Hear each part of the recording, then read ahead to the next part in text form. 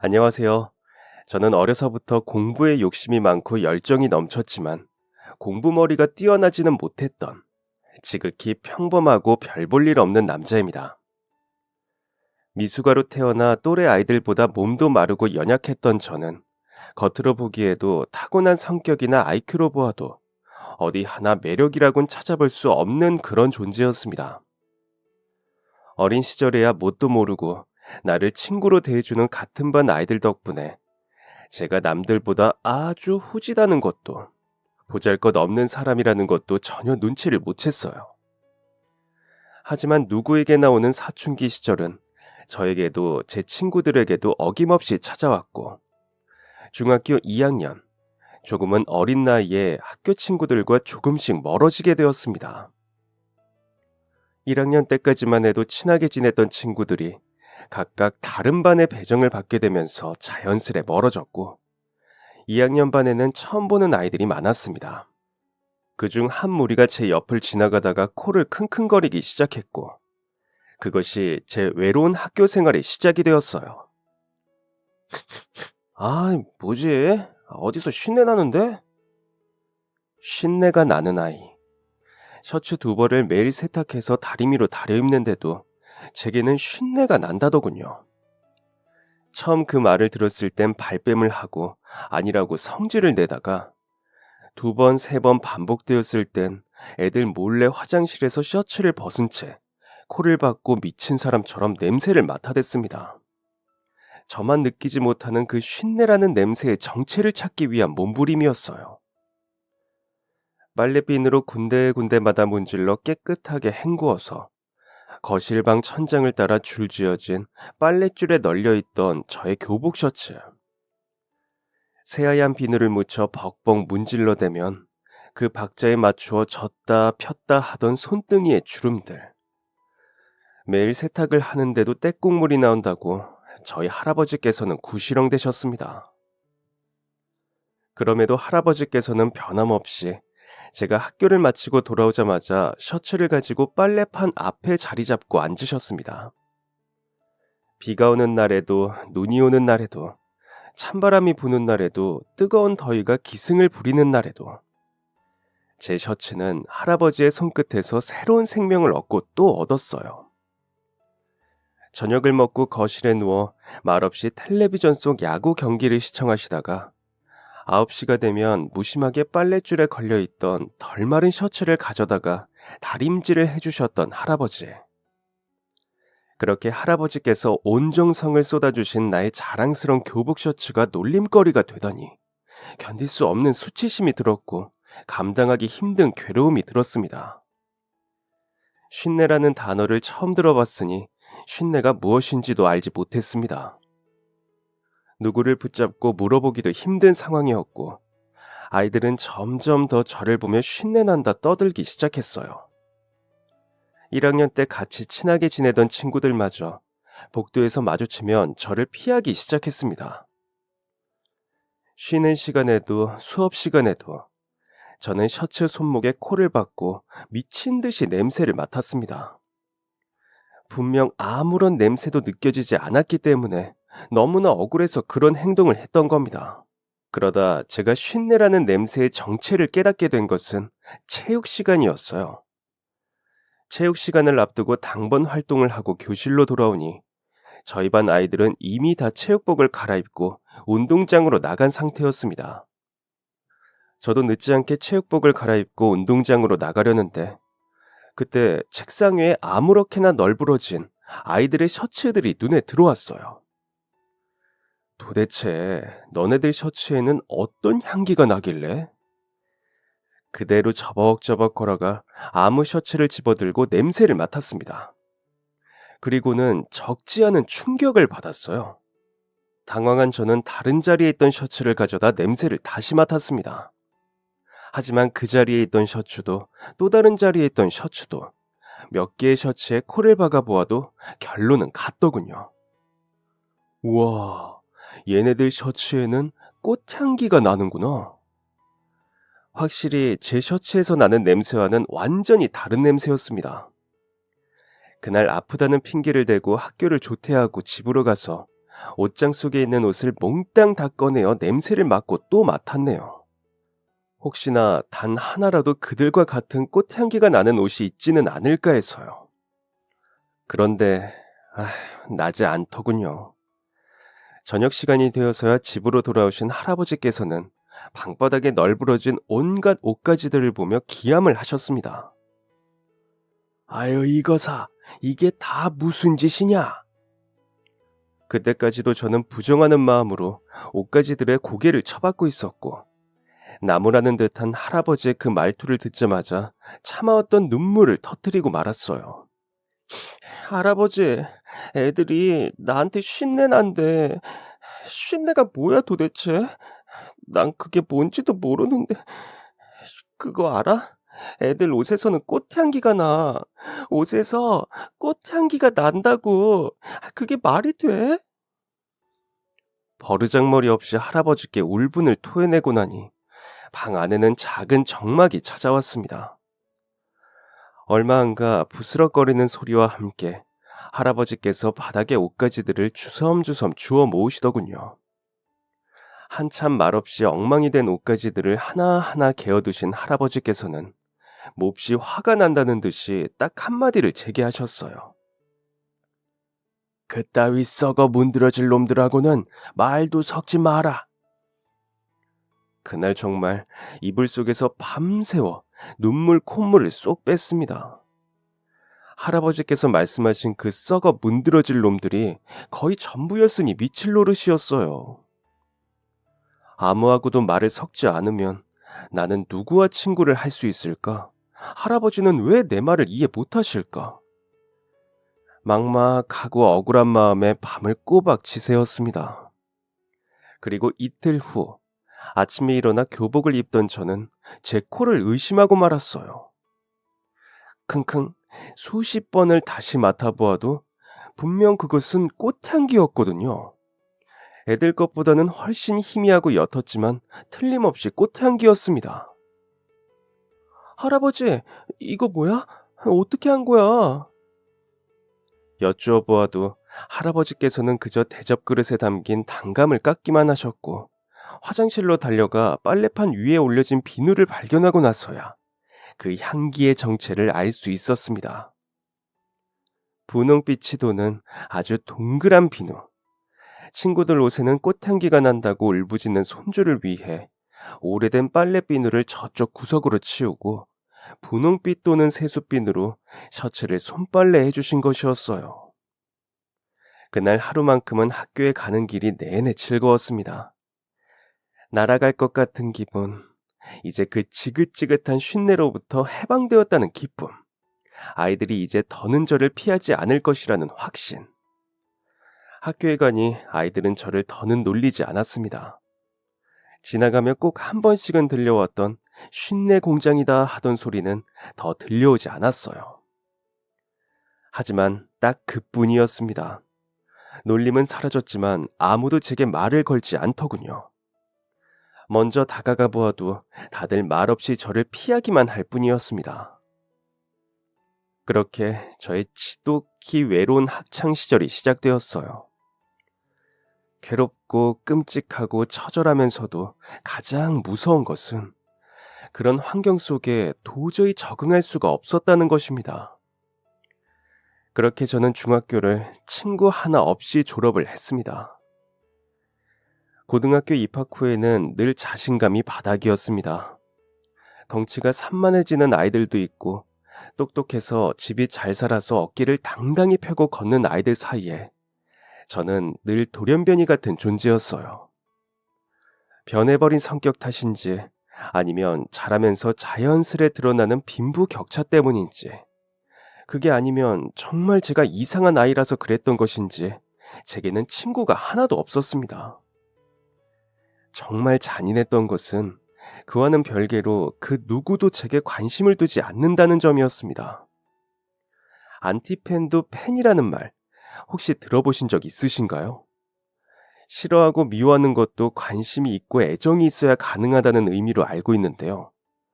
제게 관심이 있는 자가 아무도 없었기에 저를 싫어하고 미워하는 자 역시 없었던 것입니다.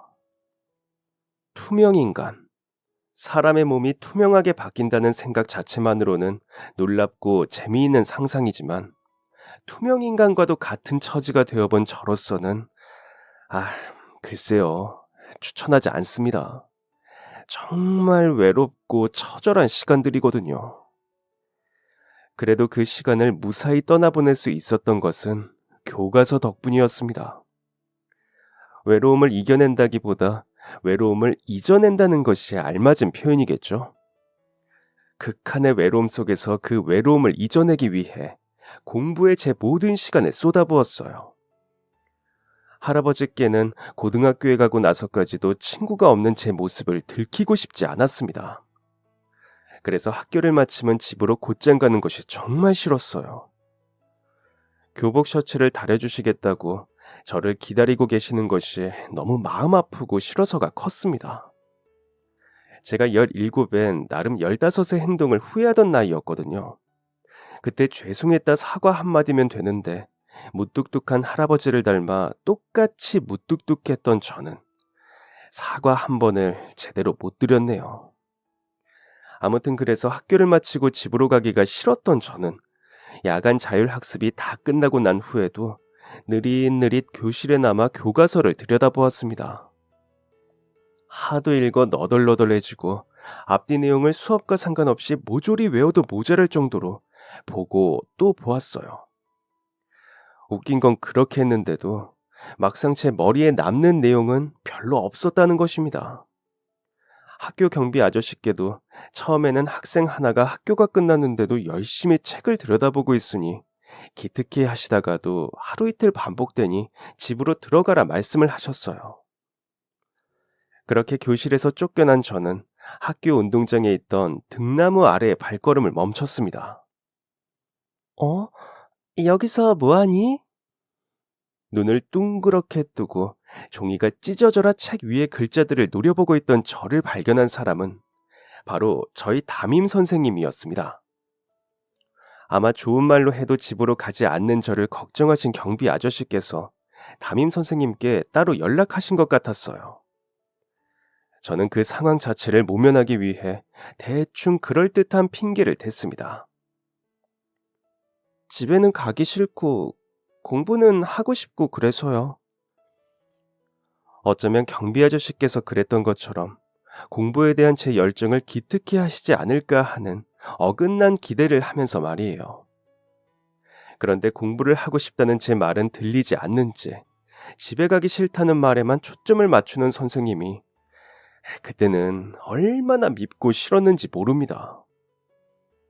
그래도 집에 들어가야지. 공부는 집에 가서도 얼마든지 할 수 있잖니. 혹시 집에서 공부하기가 힘든 상황이니? 선생님 입에서 그런 말이 나왔을 땐 순간적으로 짜증이 나기까지 하더군요. 좋은 의도로 걱정을 담아 건넨 질문이었겠지만 저는 제가 또 할아버지를 힘들게 할 상황이 생길까봐 덜컥 겁이 났던 것입니다. 그래서인지 천하의 버르장머리 없는 버릇이 튀어나와 엄마 뻘이던 선생님께 함부로 말을 하고 말았어요. 관심 끄세요. 선생님은 핸드백에 올려져 있던 양손을 가져다 팔짱을 끼셨습니다.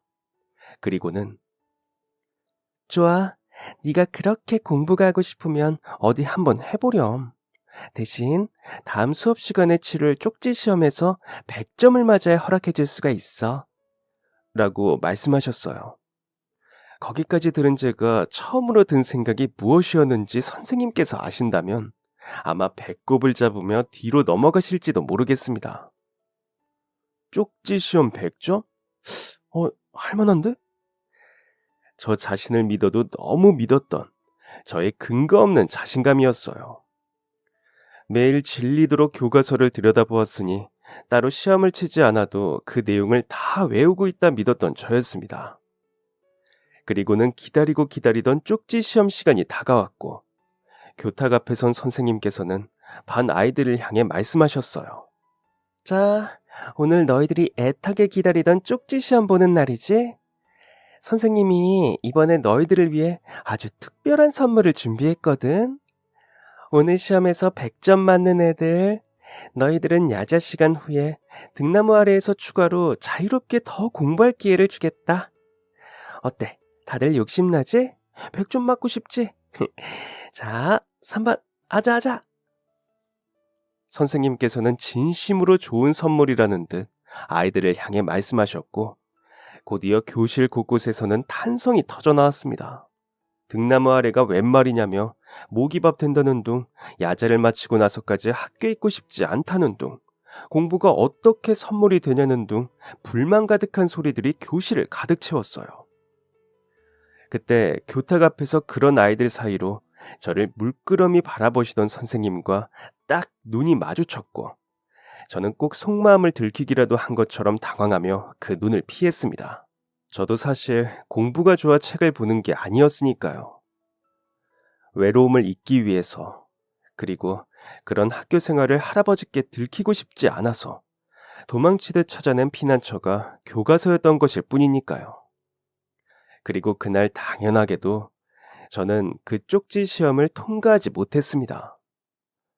너무나 당연한 결과였지만 어쩐지 저는 매우 큰 충격에 빠졌어요. 다 외웠다고 생각한 것이 그렇지 않은 게 되어버렸으니 저 자신에 대한 실망감, 배신감이 어마어마했습니다. 그날 그 수업이 끝나자마자 저는 시험 종이를 들고 교무실로 향했습니다. 선생님, 제가 온종일 교과서를 앞뒤로 빠짐없이 반복해서 봤어요. 분명 다 외웠다고 생각했는데 점수가 왜 이럴까요? 선생님께서는 제 시험지를 물끄러미 보셨습니다. 그리고는 그 시험지를 반으로 탁 접으며 이렇게 말씀하셨어요. 읽기만 한다고 다 외워지면 우리 반이 왜 전교 꼴등반이겠니?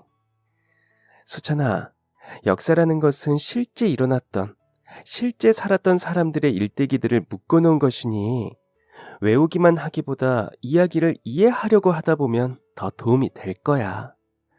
반면에 수학 공식이나 영어 문법 같은 것들을 잘 외워둔다면 공부하는 것에 도움이 되겠지? 저는 고개를 끄덕였습니다. 다 알고 있는 내용이었지만 어쩐지 그렇게 한 번 더 듣고 나니 제가 얼마나 무식한 방법으로 공부를 하고 있었는지 알 것 같더군요. 그렇게 깨달음을 얻고서 용기 내어 선생님께 제 마음속에 있던 진짜 본론을 끄집어냈습니다. 그럼 앞으로 그렇게 공부를 해보고 싶은데 야자 끝나고 등나무 아래서 공부를 하다가도 될까요? 그랬더니 선생님께서는 트레이드마크처럼 늘 끼고 계시던 주홍빛이 도는 무태안경을 벗어 머리 위에 걸치곤 맨눈으로 저를 바라보며 한숨을 쉬셨습니다. 수찬아, 이리 앉아봐. 선생님한테 말로 이야기하고 싶지 않으면 일기라도 써볼래? 네가 무슨 어려움을 겪고 있는지 선생님이 알아야 너를 도와줄 수가 있어. 선생님이 빈노트 한 권 줄 테니까 여기에 오늘부터 일기를 써. 그럼 가끔가다 선생님이 네가 쓴 일기를 읽을게. 너한테 난 아무 말도 하지 않을 거야. 그냥 읽기만 할게. 의도했던 것과는 다르게 전혀 생뚱맞은 노트 한 권을 손에 쥐고 교무실을 나서면서 저는 마음의 혼란을 겪었습니다. 아무 의지할 곳 없던, 친구도 없고 늘 외로운 뿐이었던 학교에서 누군가와 이렇게 대화를 한다는 것이 뜻깊었던 것 같아요. 내심 그 노트를 들고 걷는 복도가 너무 설레었습니다. 그래서 그날 밤 야자 수업을 마치고 집으로 가는 길, 몰래 공책을 꺼내어 삐딱한 글자로 써내려갔습니다. 수요일, 담임 선생님께서 일기를 쓰라고 노트를 주셨다. 뒷말이 너무 쓰고 싶었지만 몇 번 허공에 연필을 흔들다 그대로 공책을 덮었어요. 언젠가 저의 일기를 들여다보실 선생님께 전하는 말 같아서 나쁘끄러워 뒷말은 차마 적지 못했습니다. 누가 내게 관심을 가져줘서 생각할수록 참 좋다고, 선생님께 감사하다고. 비록 그 말은 적지 못했지만 저는 매일매일 일기라고 보기엔 다소 창피한 내용의 짧은 문장들을 노트 위에 써내려갔습니다. 그냥 적는 거라고는 온통 뻔한 일과에 대한 내용들 뿐이었지만 하루를 되돌아보는 시간이 나쁘지가 않았어요. 게다가 일기장에 겨우 밥을 먹었다, 오늘은 급식에 꽃게탕이 나왔다 따위의 내용뿐인 것이 창피해 점점 그날 공부한 내용을 적기 시작했는데 그게 아주 조금이지만 내게 도움이 되었던 것 같습니다. 얼마 후 일기장을 꽉꽉 채운 저는 그 노트를 들고 교무실로 향했어요. 공책이 다 떨어져서요. 무뚝뚝한 그 말에도 선생님께서는 붉은 안경 너머로 인자한 미소를 지어주셨습니다. 그러면서 요즘도 학교 마치면 등나무 아래에서 공부를 하고 싶으냐고 물어오셨어요. 저는 고개를 힘차게 끄덕였습니다. 그랬더니 선생님께서는 이렇게 말씀하셨어요. 그 늦은 밤에 제대로 된 불빛 하나 없는 등나무 아래에서 공부가 웬 말이니? 그게 공부가 되겠어? 내가 너 때문에 깊이 생각을 해봤는데 말이야. 아침에 일찍 학교에 나와 공부를 하는 게 어떻겠어? 공부하다 선생님들 출근하시면 모르는 건 물어보러 교무실도 올 수도 있고, 응? 좋잖아. 학교 마치고 나면 물어볼 선생님도 아무도 안 계신데. 좋지? 내일부터 일찍 나와서 공부해. 아침 일찍 일어나는 것을 누구보다 힘들어했던 저였지만 선생님이 저를 생각해서 해주신 말씀이라는 생각에 그 어렵던 아침잠을 이겨내게 되었습니다. 매일 아침 6시 반 아무도 없는 운동장을 가로질러 가장 먼저 교실 문을 여는 그 공기는 제게 아주 뜻깊었습니다. 그렇게 조금씩 선생님께서 지도하시는 방향대로 저는 그 길을 따랐습니다. 그렇다고 해서 선생님께서 제가 새벽 공부를 하는 내내 곁에 있어 주신 것도 10분이라도 일찍 나와서 저를 살펴주신 것도 아니었어요. 그냥 그저 학생이라면 누구에게나 할 수 있는 방법을 알려주신 것뿐이었죠. 아주 작은 관심이었지만 그게 하필 제게 커다란 힘이 되었던 겁니다. 반 아이들은 제가 새벽에 나와 공부를 한다는 사실을 아무도 몰랐지만 선생님께서는 가끔 저희 반 아이들 전체에게 매점 자유 이용권을 쥐어주시며 공부를 열심히 해서 주는 상이라고 하시기도 했어요. 그 말씀이 꼭 저한테만 하시는 말씀 같아 들뜨고는 했었습니다. 아주 가끔은 선생님 드시려고 싸우신 샌드위치의 절반을 제게 떼어주시며 속이 안 좋아 못 먹겠으니 너라도 먹으라고 하셨던 날도 있었네요. 특별히 든 거라고는 달걀뿐이었던 그 샌드위치 반쪽이 얼마나 달고 맛있었는지. 친구는 여전히 없었지만 그 누구에게도 친구가 없다는 사실을 털어놓지 못한 것에도 변함이 없었지만 담임 선생님의 존재 하나만으로 저는 계속해서 학교에 다니고 공부할 수가 있었던 것입니다. 어쩌면 선생님께 저라는 아이는 그저 수많은 학생 중 하나였을지 몰라도 제게 선생님은 고등학교 생활 그 자체였던 존재였어요. 1학년을 끝내고 2학년, 3학년이 되어서까지도 말입니다. 3년 내내 우리 학교에 계시며 저 같은 아이들과 그렇지 않은 아이들에게 차별 없이 사랑으로 대해주셨던 어머니 같은 외모에 인재하신 그 선생님께서는 제가 졸업을 하고 다른 학교로 전근하러 가시게 되었습니다. 20살 스승의 날에 학교를 찾아뵈었는데 전근 가셨단 말씀만 전해 듣고 연락할 방법이 없어 망연자실했었어요. 참 많이 감사했다고, 선생님 덕분에 고교 시절이 외롭지 않았다고, 단 한 번도 제대로 감사 인사를 드리지 못했었는데 그대로 더는 그 선생님을 만날 수 없을 줄로만 알았습니다. 그런데 망연자실한 표정을 짓는 제게 선생님 한 분이 제 담임 선생님 연락처를 적어주셨습니다. 수찬이 네 이름 김 선생님 계실 때 많이 들었었다. 네가 대학 가서는 잘 적응할지 늘 걱정이 많으셨어. 연락드려봐. 가지런한 숫자가 적힌 메모지를 소중히 꼭 쥐고 학교를 빠져나와 선생님의 번호 11자리를 누르는 동안의 그 긴장감을 이해하실까요? 막상 학교에 찾아와 얼굴을 뵙고 인사를 드리는 것이 아닌 단 한 번도 선생님과 해본 적이 없던 전화 통화를 하려고 하니 낯선 마음에 긴장이 되었습니다. 그런데 달칵 전화 연결이 되자마자 선생님께서 하시는 말씀에 거짓말처럼 긴장감이 사라졌어요. 어머, 수찬이니?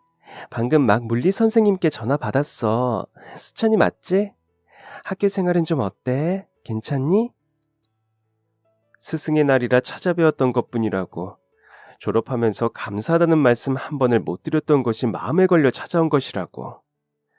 제 속을 알 길 없는 선생님께서는 제가 선생님을 찾아온 것이 대학생활 때문이라고 생각하시는 듯 했습니다. 그냥 제게 따뜻하게 잘해주셨던 선생님이 보고 싶어 찾아온 것뿐이었는데 말입니다. 결국 저는 그날도 제 마음속에 있는 속마음을 선생님께 표현하지 못하고 그냥 스승의 날이라서 들렸다고 대충 설명해 드리고는 선생님의 번호를 저장했어요. 전화를 끊으면서 선생님께서 그러셨거든요. 자주 연락해. 그리고 선생님 정근원 학교 멀지 않으니까 언제든지 밥 먹고 싶을 때 연락하고 밥 사줄게. 그 말씀을 찰떡같이 믿었던 저는 선생님께 연락을 드렸습니다. 계신다는 동네 근처에 갔을 때 말이에요. 정말로 선생님께 밥을 얻어먹을 요량은 아니었습니다. 학교에 다니면서 아르바이트를 해서 번 돈으로 제가 직접 선생님께 식사를 대접하고 싶었거든요. 동네에서 꽤 유명하고 인기 있던 한식당으로 선생님과의 약속을 잡고 준비했던 선물을 선생님이 앉으실 자리에 두었습니다. 1년 만에 다시 뵙게 된 선생님의 얼굴에는 왠지 예전보다 더 고단함이 묻어나는 것 같았어요. 그리고 문득 이 자리마저 선생님께는 업무의 연장선일지 모르겠다는 생각까지 들었습니다. 그런데 선생님께서 저를 보시자마자 이렇게 말씀하시더군요. 난 네가 언제 연락 오나 했다. 콩할 만한 고등학교에 있을 때도 내내 힘들어하는 게 눈에 보였는데 커다란 대학에 가면 얼마나 힘들지 예상이 가서 걱정 많이 했어. 혹시나 내 생각이 나서 학교에 찾아왔다가 내가 정근을 하러 갔다는 걸 알고 좌절할까봐 다른 선생님들한테 미리 부탁까지 하고 왔단다. 그런데 1년 만에 찾아왔네. 잘 지냈어? 어서 네 얘기를 좀 해봐. 선생님께서는 제게 이야기를 해보라고 하셨지만 저는 아무 말씀도 드릴 수가 없었습니다. 고개를 푹 숙인 채 차마 그동안은 함부로 흘리지 못했던 눈물들을 왕창 쏟아냈거든요. 그리고는 거짓말처럼 그동안은 결코 제 입으로 선생님께 할 수 없을 것만 같았던 말들을 뱉어내기 시작했습니다. 선생님, 저한테 진짜 고마운 존재였습니다. 제 고등학교 생활은 선생님이 안 계셨더라면 엉망진창이 되었을 거예요. 다른 것보다 선생님께서 제게 가져다 주셨던 크고 작은 관심들이 저를 계속 살게 했어요.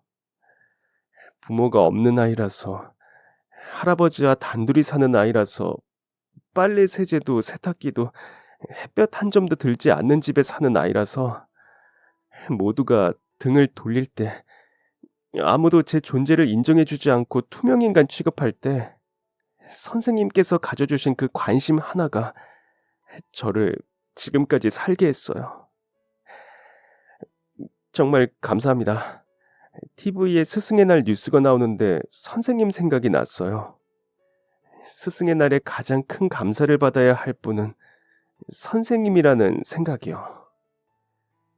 제가 아직 학생이라서 좋은 거로 대갚아 드리지는 못하지만 제가 더 자라서 취업도 하고 돈을 벌게 되면 선생님께 꼭 좋은 것으로 보답해 드리고 싶습니다.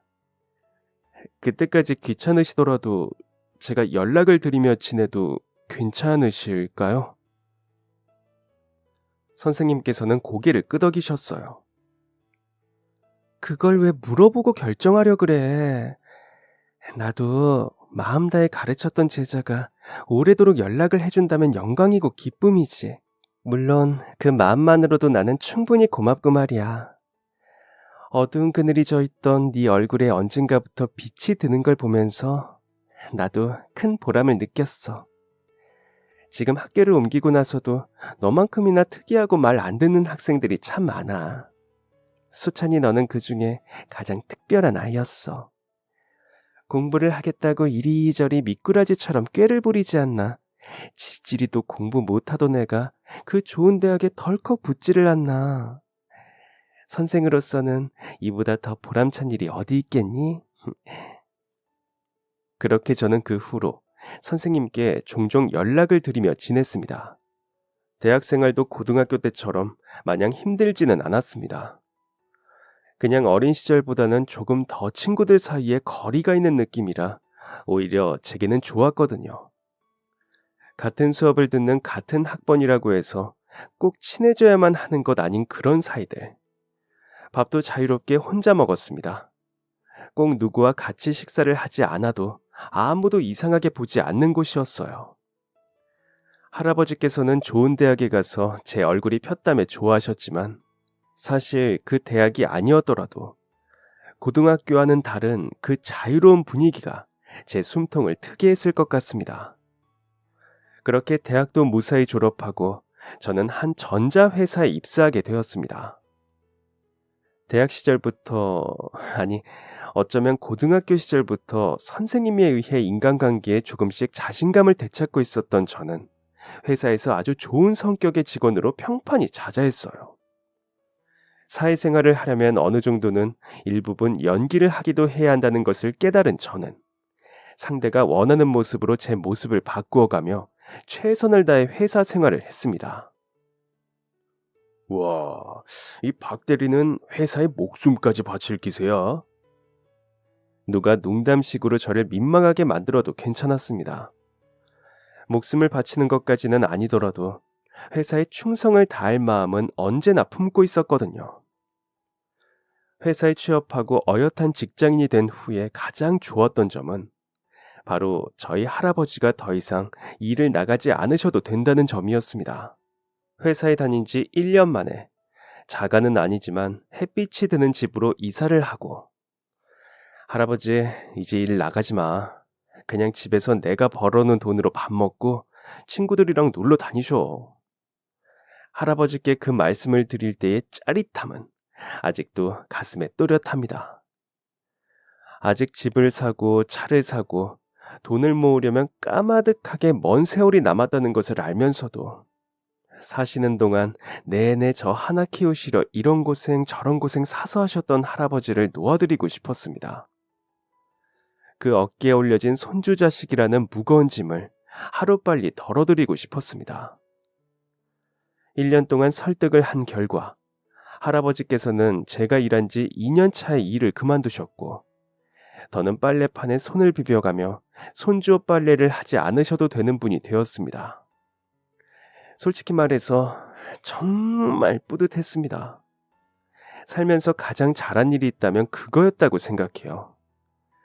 말단 인턴 사원에서 대리가 되기까지 단 한 번도 회사를 그만두고 싶다는 생각을 한 적이 없었어요.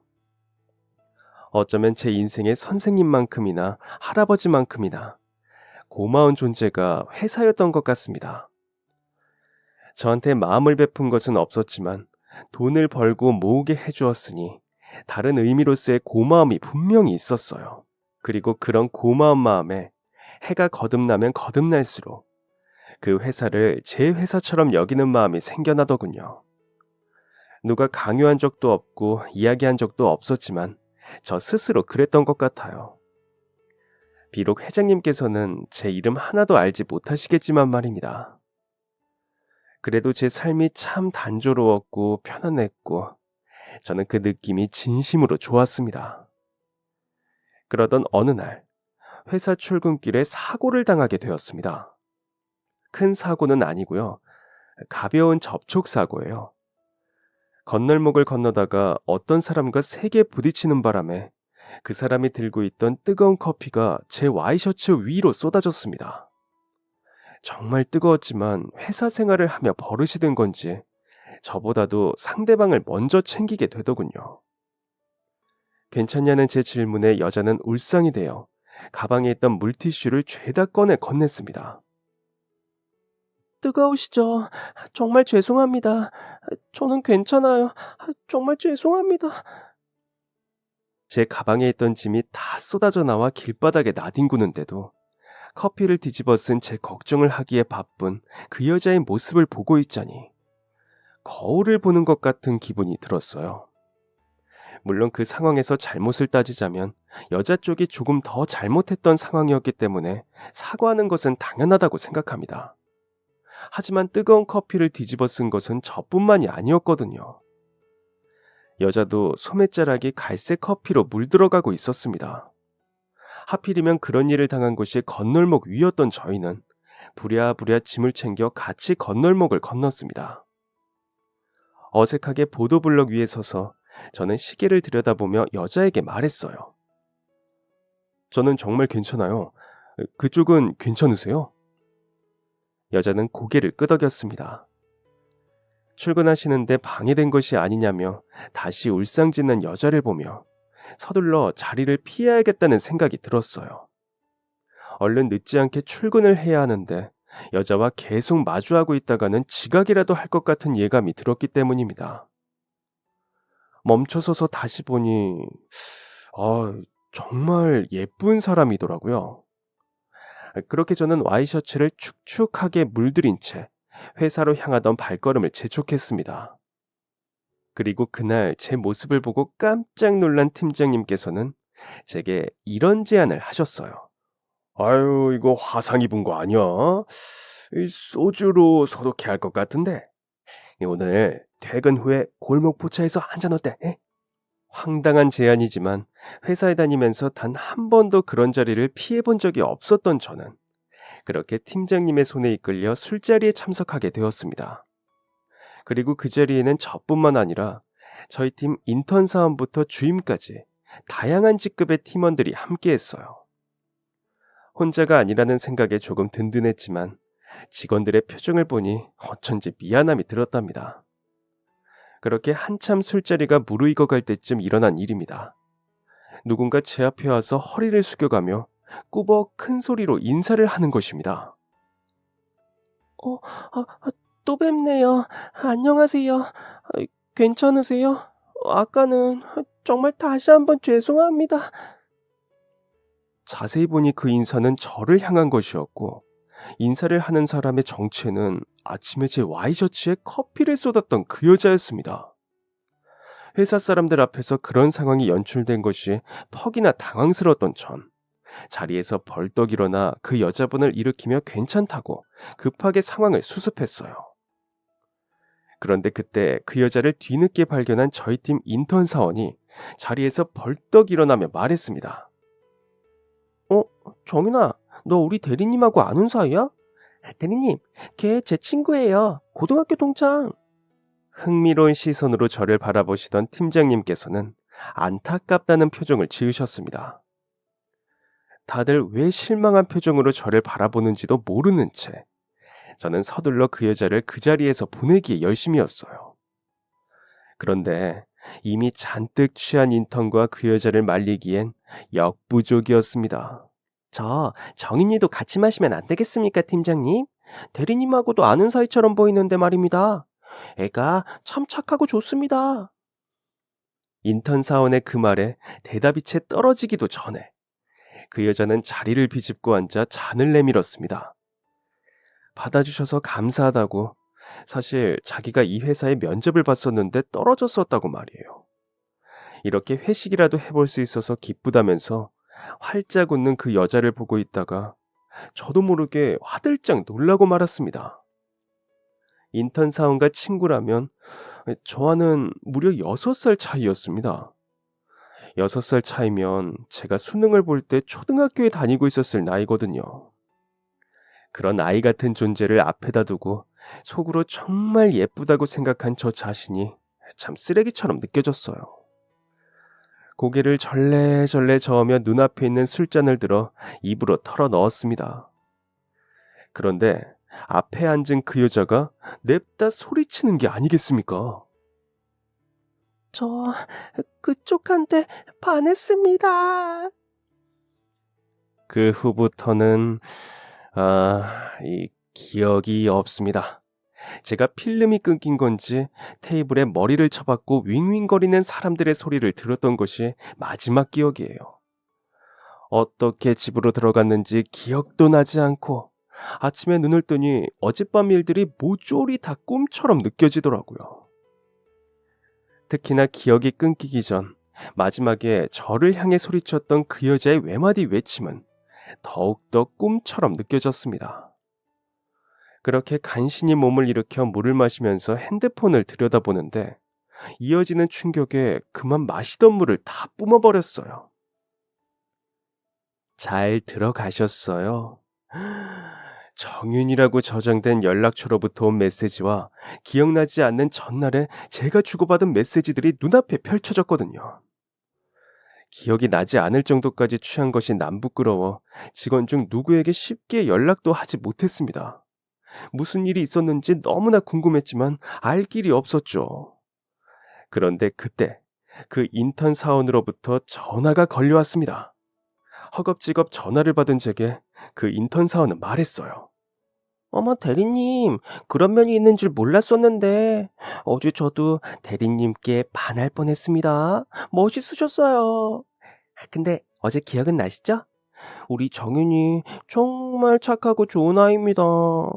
그런 아이가 대리님처럼 훌륭하고 멋있는 분을 만나서 친구로서 저도 참 기분이 좋습니다.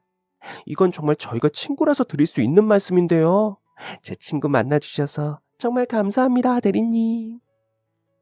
알고 보니 술에 취한 정윤 씨가 제게 반했다고 고백을 하다가 자기는 부모도 없이 할머니 손에 자란 사람이라고 자기 사정을 털어놓으며 그런 자기라도 괜찮겠냐고 사람들이 보는 앞에서 제게 물었던 것입니다. 그런데 그때 마침 취해 있던 저는 그런 정윤 씨를 달래거나 진정시키기는커녕 저 역시도 속마음을 털어놓게 된 것이었어요. 저도 할아버지 손에 컸다고 엄마 아빠 얼굴도 기억이 나질 않는다고 하면서 말이에요. 순식간에 술자리는 숙연해졌고 술에 취한 저와 정윤 씨만 아무것도 모른 채 둘만의 대화를 나누더랍니다. 그리고는 제가 다 들으라는 듯이 큰 소리로 외치더라네요.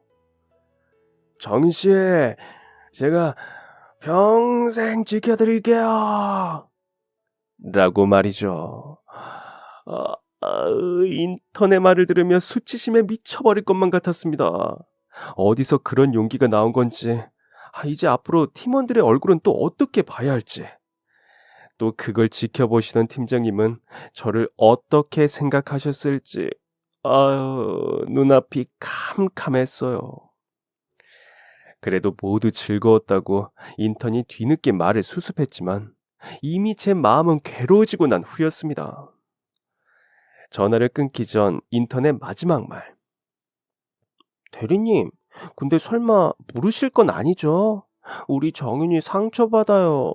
그러니까 그냥 한번 만나보세요. 저 믿고요.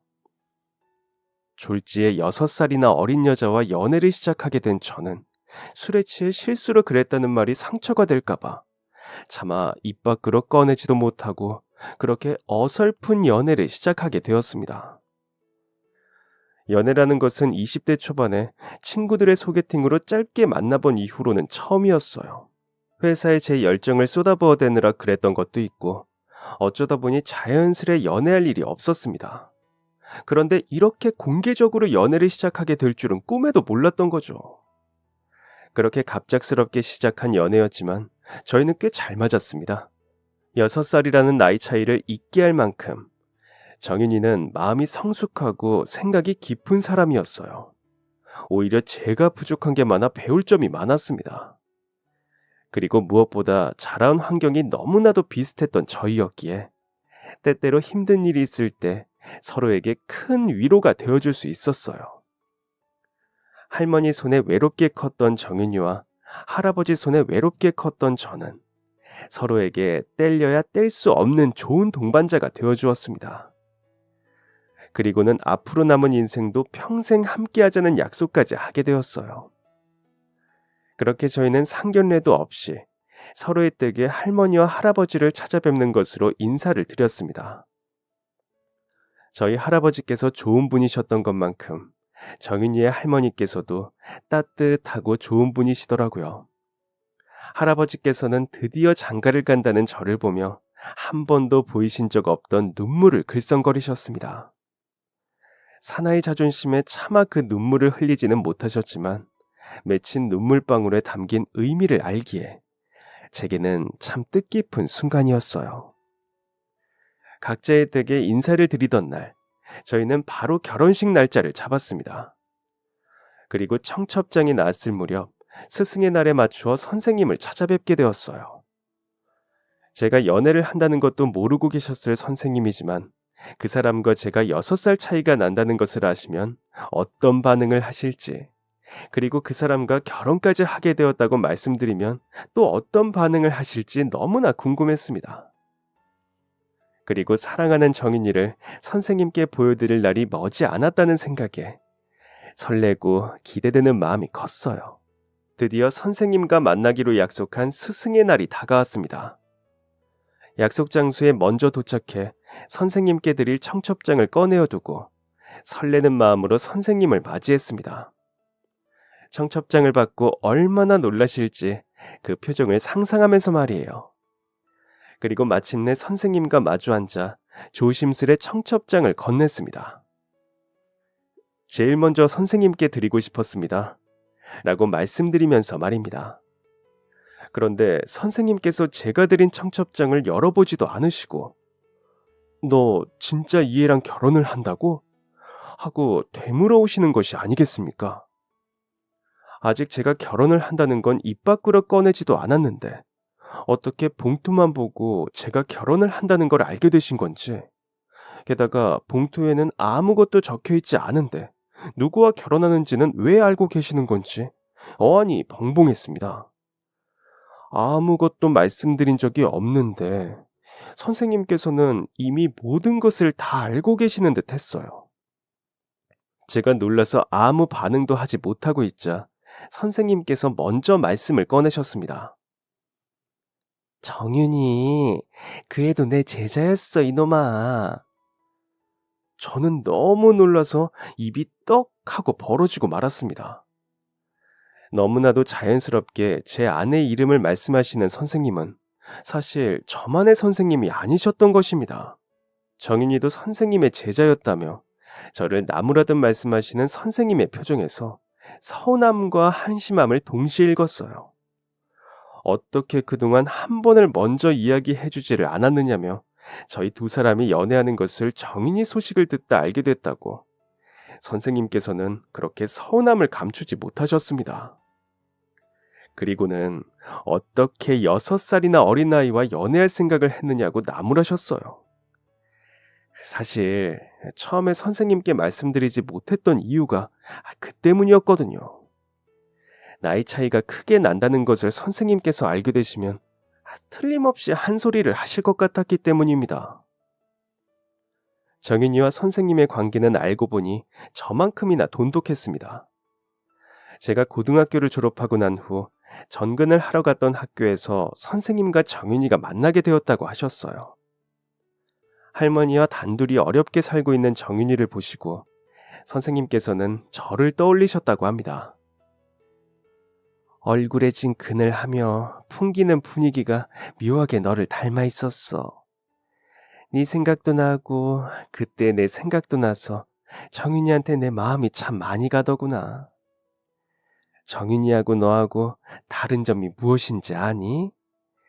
그 아이는 얼굴에 그늘이 있을지언정 아주 밝게, 아주 밝은 웃음을 지어서 상대방을 웃게 하는 능력이 있었어. 자기가 힘든 것을 뒤로 숨기고 밝게 웃을 줄 아는 에너지가 있는 아이였지. 공부만 열심히 하면 좋은 대학에만 보내놓으면 네가 그랬던 것처럼 그 아이의 인생도 잘 풀리지 않을까 하는 기대를 했어. 그래서 너한테는 미안하지만 정인이 공부를 내가 참 많이 도와줬어. 자기 집 어렵다고 대학에 안 가고 공장에 바로 취업하겠다는 애를 어르고 달래어 설득해가면서 가르쳐 놓으니 곧잘 따라오더라고. 예쁘고 착하고 성실한 그 애를 누가 데려가려나 했는데 그 입에서 네 이름이 나오더구나. 박수찬 이름 세 글자를 듣고 아휴, 내가 얼마나 내 귀를 의심했는지. 아무튼 결혼 축하한다, 수찬아. 신중하게 살았던 만큼이나 너희들 인생에 좋은 일이 가득하기를 진심으로 선생님은 바랄게. 그렇게 저희는 선생님의 열렬한 응원과 여전히 따뜻한 관심을 받으며 결혼식을 올리게 되었습니다. 신혼여행에 오르던 길, 아내는 제게 말했습니다. 어떻게 같은 선생님을 만났을까? 정말 신기하게. 각자의 시간 속에서 같은 선생님을 만나 어긋날 뻔했던 퍼즐을 바로잡고 인생이 바뀌어 결혼까지 할 수 있게 되었다며 아내는 웃었습니다. 고등학생 시절에 선생님께서 공부를 시키지 않으셨더라면 그날 자기는 그 건널목에 커피를 들고 서 있을 수 없었을 거라고 하면서 말이에요. 저도 선생님이 아니었다면 그렇게 좋은 대학을 나와 좋은 회사에 취업할 수 없었을 것이라고 늘 생각했었습니다. 그리고 그 회사에 다니지 않았더라면 아내의 말처럼 그 건널목에서의 인연을 만날 수 없었겠죠. 결혼한 후인 지금도 여전히 선생님을 어머니 같은 존재로 모시며 잘 지내고 있습니다. 어쩐지 결혼을 하기 전보다 결혼을 하고 난 후에 한 발짝 더 가까워진 기분이 들었어요. 아내도 그렇게 말하더군요. 앞으로 평생 마음의 어머니로 모시고 잘해드리고 싶다고요. 같은 선생님을 만나 같은 꿈을 꾸고 같은 미래를 바라볼 수 있어 정말 행복합니다.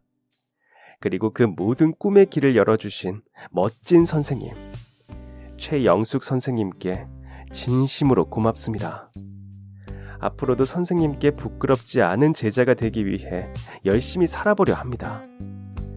사랑하고 베풀며 선생님이 그러셨던 것처럼 따뜻한 미소로 말입니다. 그럼 지금까지 제 사연 들어주셔서 감사합니다. 사연이 재미있으셨다면 구독과 좋아요를 눌러주세요. 감사합니다. 안녕히 계세요.